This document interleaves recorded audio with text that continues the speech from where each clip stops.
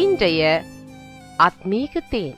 இந்த டிசம்பர் மாதத்திலும் தம்முடைய நாமத்தை கொண்டே வெளிப்படுகிற தேவன் ஏசாயா 9:6 சொல்லுகிற வண்ணமாக, நமக்கொரு பாலகன் பிறந்தார், நமக்கொரு குமாரன் கொடுக்கப்பட்டார், கர்த்தத்துவம் அவர் தோளில் மேல் இருக்கும், அவர் நாமம் வழி.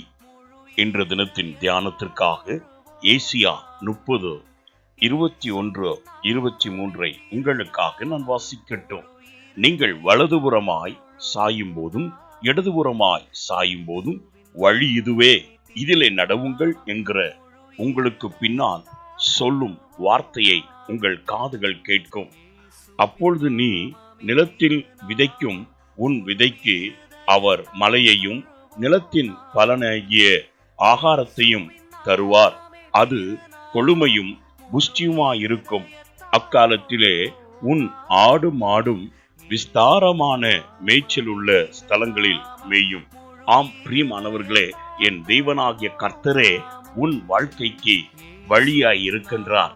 அவருடைய வழி மேன்மை உள்ளதோ, பூமிக்கும் வானத்துக்கும் எவ்வளவு உயரமோ அவ்வளவான உயர்வான வழியாய் இருக்கிறது.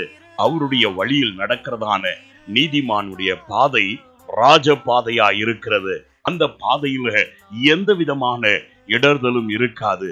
ஆனபடியாலே உன் செவிகளை சாய்த்த இடதுபுறமோ வலதுபுறமோ நீ சரியாதபடி செவ்வையாய் நடப்பாய் என்று சொன்னால், என் தேவனாகிய கர்த்தர் தாமே உன்னுடைய ஒவ்வொரு பிரயாசங்களுக்கும் வேண்டியதான நற்பலனை கொடுக்கின்றவராய் இருப்பார்.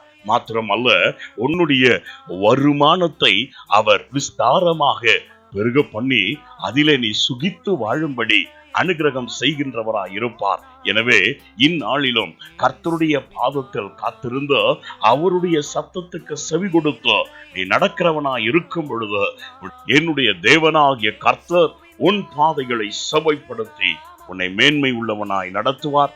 நான் உங்களுக்கு ஜெபிக்கட்டும். எங்கள் அன்பின் பிதாவே, நீரே எங்கள் வாழ்க்கையின் மேன்மையான உயர்ந்த வழியா இருக்கின்றபடியா நன்றி ஆண்டவரே. ஒவ்வொரு நாளும் உம்முடைய போதனைக்கு நாங்கள் கீழ்ப்படிந்து அந்த வழியிலே நடந்த மேன்மையான ஆசீர்வாதங்களை சுதந்திரித்துக் கொள்ளும்படி அனுகிரகம் செய்வீராக. இயேசுவின் நாமத்தில் பிதாவே, ஆமென். God bless you.